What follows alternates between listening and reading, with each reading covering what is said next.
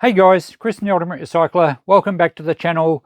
In my last video we looked at a few things and the radio was one of them, and the repair turned out more complicated than I thought, so I've made it a separate video. It's a fairly modern laser digital radio. Its symptoms were no power, nothing at all, and I started in the last video by taking the batteries out. It holds 6 of those D size, I think. Lots of batteries, most of the weight's in the batteries. So in the last episode where I went through these few things, I just started checking the batteries. So that's where we'll pick up this episode, and you can follow through the repair. And I mentioned that it was actually quite surprising that a modern radio needed this sort of repair. So come along and have a look and watch me fix this radio. So I'll just quickly check these batteries. I like to see at least 1.5 volts, preferably a bit more, because we're checking them with no load. So 1.3, that's down a bit. With no load, I would consider that battery flat. Yeah, 1.36. So it might just be a simple matter of the batteries don't have enough punch to run the radio. Yeah, they're all about the same.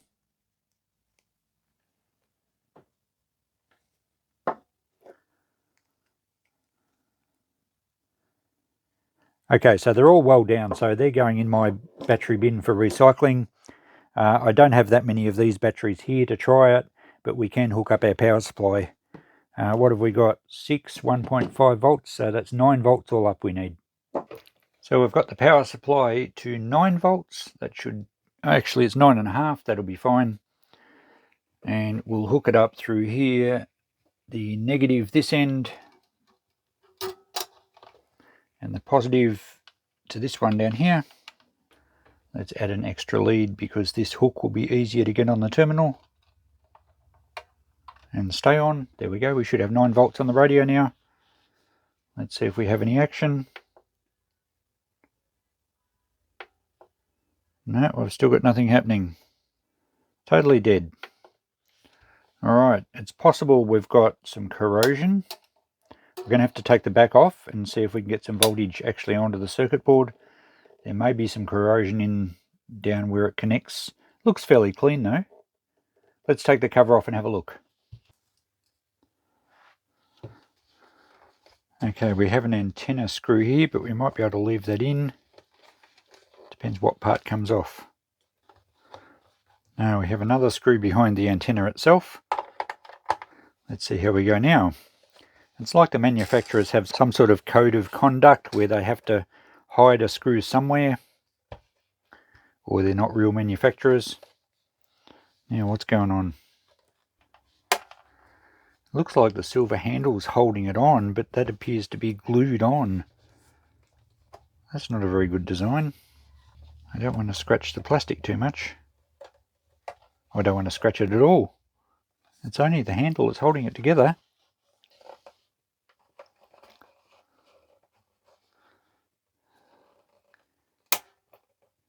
Wonder if we need to actually unglue that handle. Feels like it's lifting off slowly.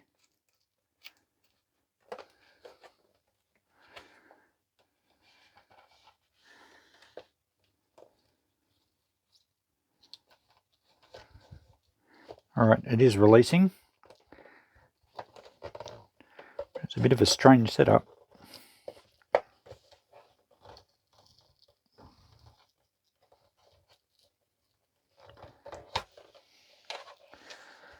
Let's start from this end.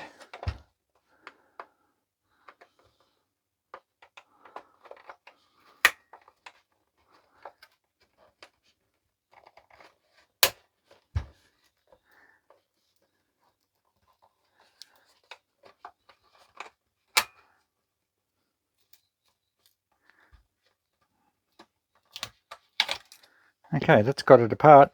So that actually has been glued, and the only way to release it is to pry underneath with a blade.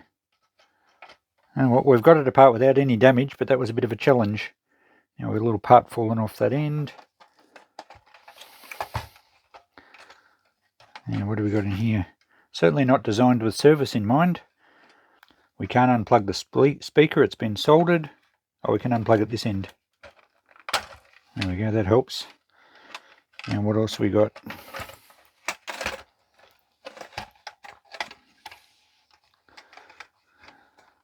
Okay, they do unplug, that makes it easier.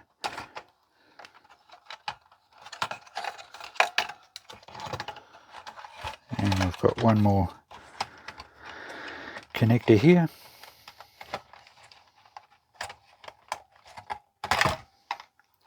Okay, that's got it apart. But that was a challenge.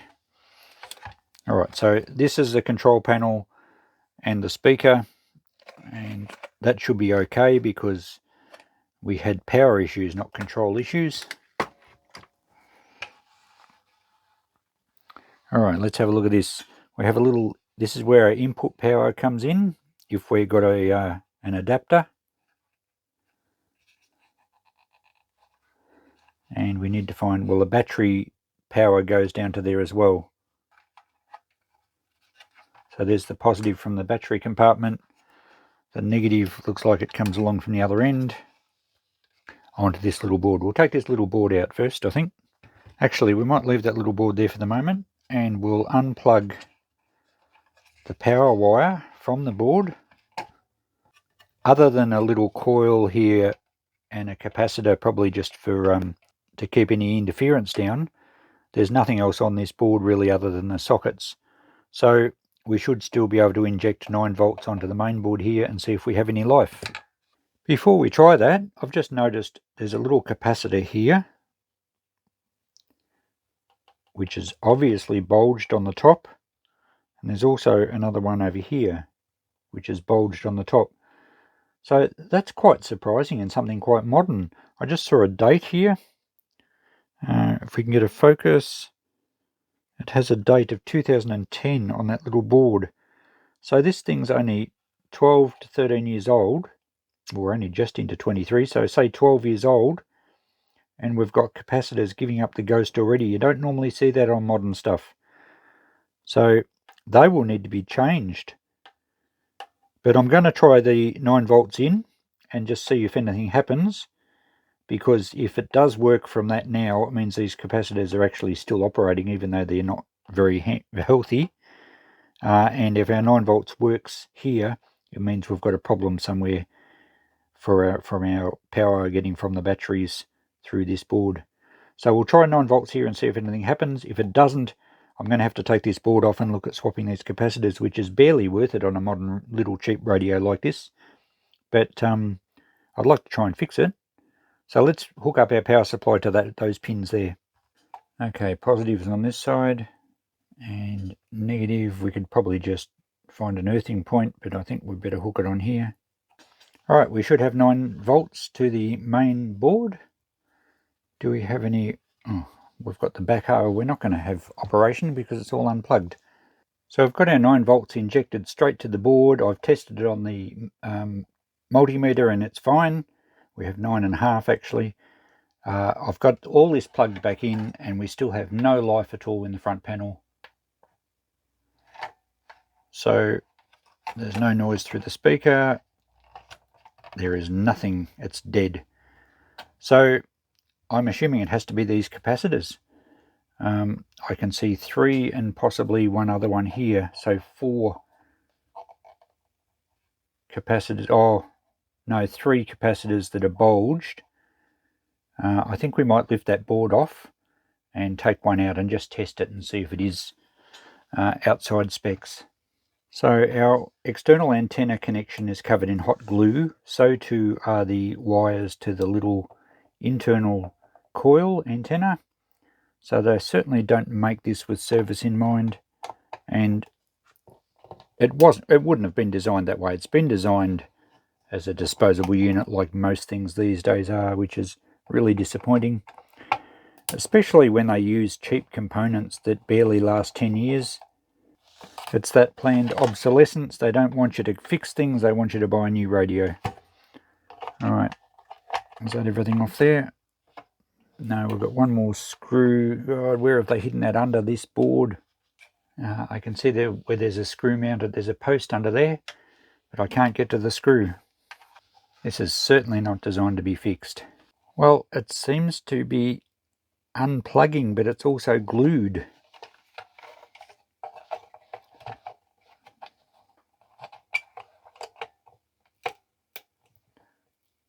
So it's kind of letting go, and the plugs are coming apart. I just don't want to force it too much.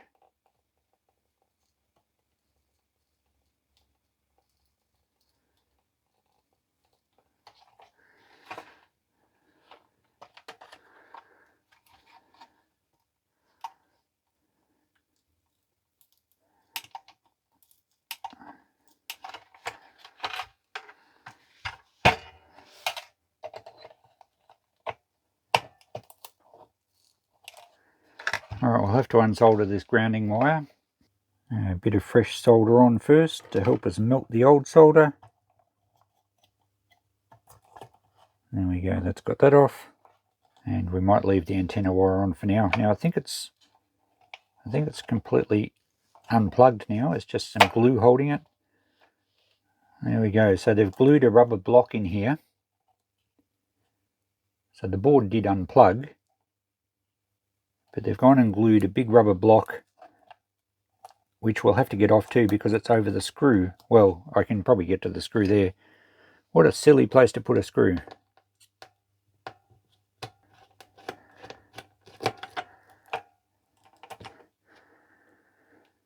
Okay, now we can get to the back of this board.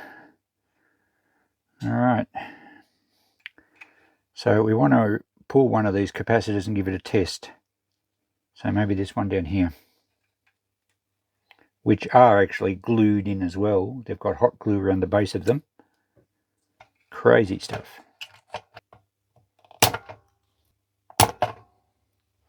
Now I'm having trouble pulling it out because of all the glue on the base of it. Let's try and cut that free if we can. Alright, see if we can get that now.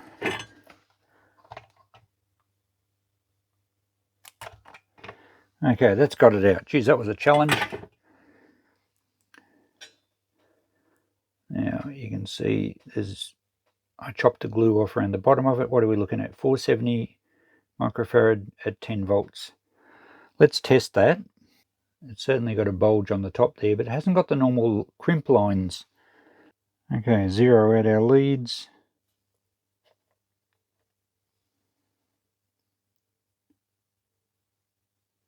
And then we'll give it a test. 2.65, that seems fairly high. Our chart says 470 UF at 10 volts, 0.24. So we're supposed to have 0.24 maximum, and we have 2.78. So that's had it. We have capacitors that need replacing. I wonder if I've got some in my kit.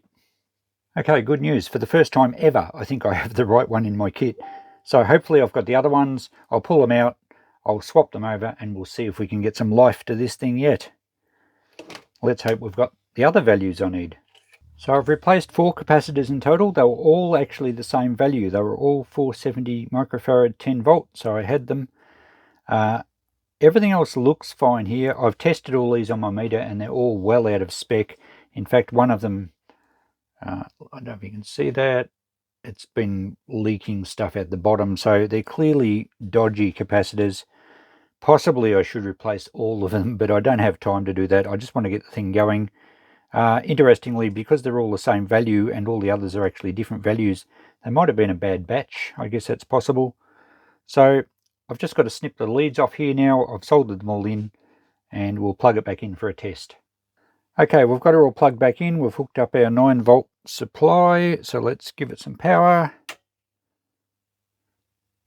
And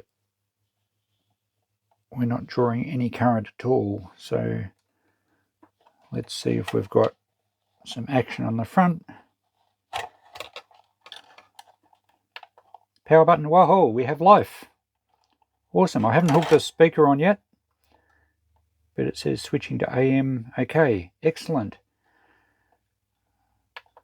That's very promising. All right, I think I'll screw the circuit board down, reattach that earth properly. I just sort of tacked it there tentatively. I can take my power supply, I'll turn that off at the moment. And we'll reassemble things properly and try the power supply via the battery terminals. And we'll have the speaker hooked in, see if we can get some radio noise happening. So it's back together. We've got 9 volts going into the battery compartment. And we will turn our power supply on and we'll see if the radio fires up. Fantastic. Welcome to digital radio. Switching to AM. Do we have some volume? Oh, there we go. Well, there's not much on AM around these parts. Mainly we just get static. Let's try FM, which goes through the telescopic antenna. Switching to FM.